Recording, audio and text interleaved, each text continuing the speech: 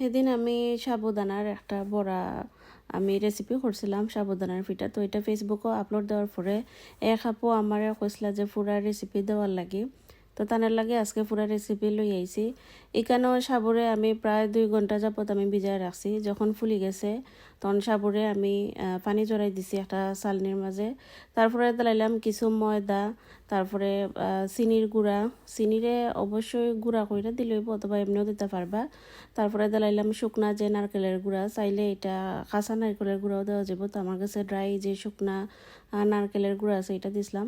দেওয়ার পরে এখন বালা করে এটারে একটু মাখাই দিব বা খসলাই দিব, যেটাও কন্যা কেনে।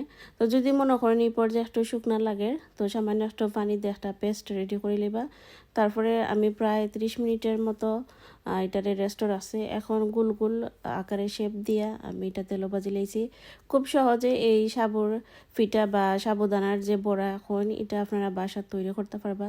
মেহমান আপ্যায়নে খুব চটজলদি এই রেসিপিটা হয়। এবার বাসায় ট্রাই করে দেখতে পারেন, খাইতে অনেক বেশি মজা লাগে।